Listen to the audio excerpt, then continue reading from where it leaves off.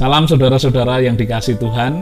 Di program belajar Alkitab praktis kali ini akan saya mulai dari nama unik yang diberikan Yesaya kepada anaknya di Yesaya 8 ayat 1 dan ayat yang ketiga, yakni Maher Sialal Hasibas. Nah, ini kenapa unik saudara? Karena Maher Sialal Hasbas, nah, ini susah sekali mengucapkannya. Arti sebenarnya adalah rampasan segera atau jarahan yang begitu cepat atau kilat. Nah, ini kan luar biasa. Maka panjenengan siapkan dulu Yesaya pasal 8, atau baik juga kalau panjenengan membaca pula Yesaya pasal 7. Nanti kita bisa kembali bersama-sama untuk merenungkannya.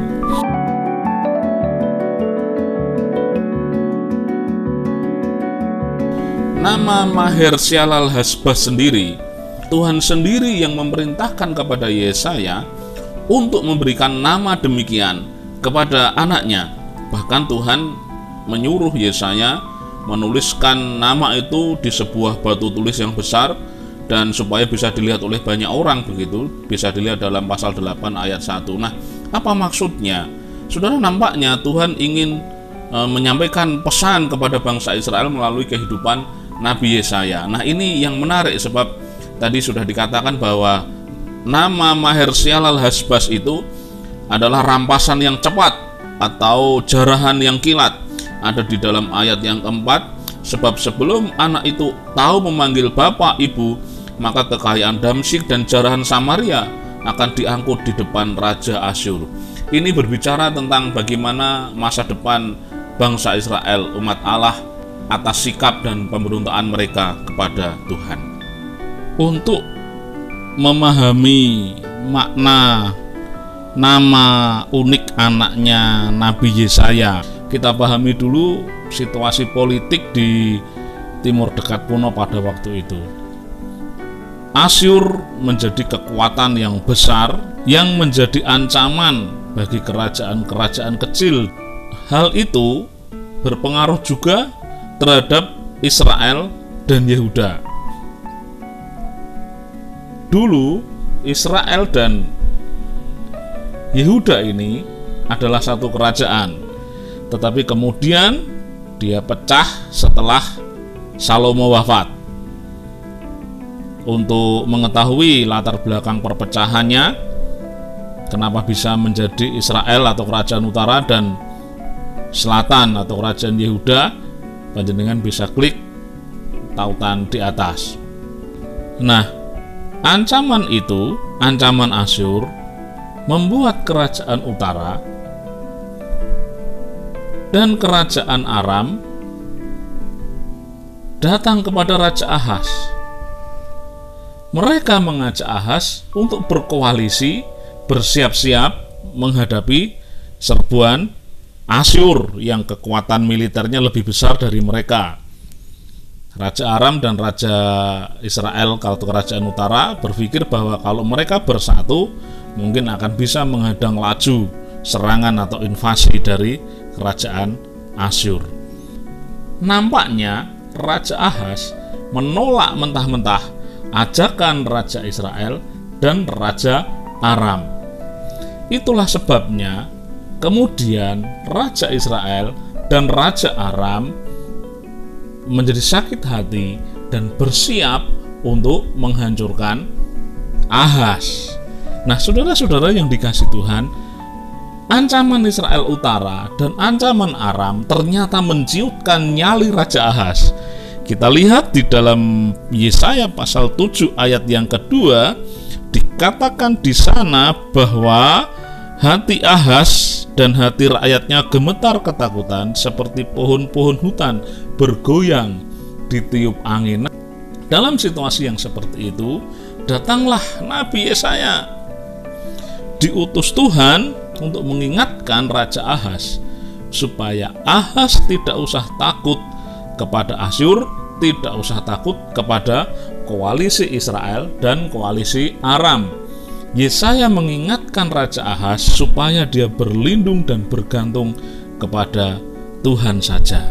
Nampaknya Raja Ahas mengabaikan peringatan Nabi Yesaya.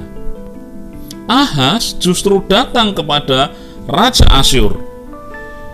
Dia memohon perlindungan kepada Asyur.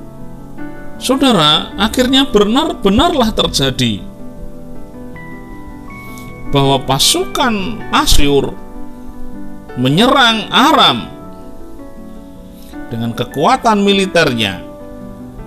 Setelah Aram dikuasai, mereka kemudian menyerang Israel Utara. Tetapi persoalannya kemudian adalah Raja Asyur kemudian juga menginvasi Yehuda.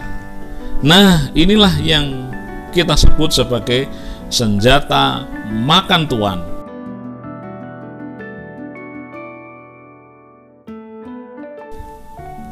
Nah, jadi di sini kita bisa langsung melihat bahwa nama Maher-Shalal Has-Baz ini atau rampasan cepat atau jarahan kilat ini benar-benar menjadi nyata dengan invasi Asyur ke Yehuda. Ketika Raja Ahas menolak peringatan Yesaya, menolak ajaan Yesaya untuk bergantung pada pertolongan Tuhan, itu digambarkan seperti di dalam Yesaya 8 ayat yang ke-6.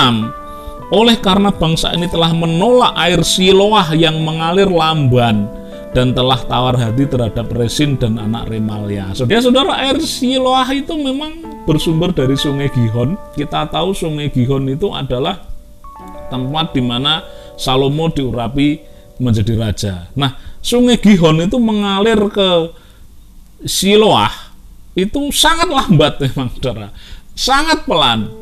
Tetapi jangan lupa itu penting begitu, karena itu adalah tempat bersejarah Salomo diurapi menjadi raja di Sungai Gihon. Nah, ini adalah bahasa simbol bahwa memang mungkin si Raja Ahas menganggap bahwa wah, pertolongan Tuhan lambat, ini seolah-olah nggak kentara, memang seolah-olah Tuhan diam, nggak berbuat apa-apa. Tetapi kan Tuhan memiliki segalanya dan dia punya rencana yang baik dan indah untuk bangsa pilihannya, tidak mungkin meninggalkan bangsa pilihannya meskipun itu seolah-olah lambat. Maka digambarkan seperti Sungai Siloah yang memang mungkin alirannya lambat, tetapi kan ini penting karena di Sungai Siloah yang mata airnya itu mengalir dari Sungai Gihon, meskipun itu ngalirannya lambat, tapi kan itu tempat penting bersejarah bagi bangsa Israel, bangsa Yehuda. Ini dikontraskan dengan ayat yang ke-7. Ketika Ahas menolak air Siloah yang lamban, dia akan mendapatkan terjangan air yang deras, yang dahsyat dari Sungai Efrat. Karena memang ya kalau Sungai Gihon yang mengalir ke Siloah ya jangan dibandingkan dengan Sungai Efrat yang besar, yang alirannya deras. Tapi itu digambarkan seperti bahwa dia akan Ahas akan dilanda oleh gelombang serbuan Asyur yang dahsyat, yang besar, yang digambarkan seperti Sungai Efrat. Nah, ya sudah, kamu nggak mau pada sungai yang lambat, ya kalau kamu mau yang deras, sekarang rasakan sungai yang deras yang kamu sampai kebanjiran, kira-kira seperti itu. Nah, saudara-saudara yang dikasih Tuhan, yang dilakukan Ahas itu seringkali menjadi cerminan bagi hidup kita. Betapa sering kita kemudian melupakan pertolongan Tuhan, atau kita kemudian berpaling kepada Allah-Allah lain, kita berpaling kepada pertolongan-pertolongan yang bukan dari Tuhan, pertolongan-pertolongan yang justru bertentangan dengan firman Tuhan, karena kita merasa bahwa Tuhan itu lambat, kita merasa bahwa Tuhan tidak segera bekerja, maka kemudian kita tidak sabar, mana pertolongan Tuhan, di mana Tuhan, maka kita tidak sabar, kita mencari pertolongan dari tempat lain, dari hal-hal yang bertentangan dengan firman Allah. Ya sudah, kita kepengen yang cepat, kita kepengen yang instan, yang besar. Ya sudah, selamat dilanda seperti Ahas terlanda Sungai Efrat, yang diharapkan sungai yang besar itu ya sudah dia tenggelam di dalamnya. Ya akhirnya ya Jangan salahkan Tuhan kalau kemudian kita termakan oleh senjata yang kita buat sendiri. Kita kira seperti itu. Jadi mari kita belajar untuk mengandalkan Tuhan, kita belajar untuk percaya kepada Tuhan, karena memang Tuhan bekerja di dalam proses yang begitu rupa, dan kadang-kadang itu dilakukan untuk mendidik kita, dilakukan untuk memproses kita. Apakah kita belajar bergantung kepada Tuhan atau tidak? Tuhan memberkati saudara-saudara semua.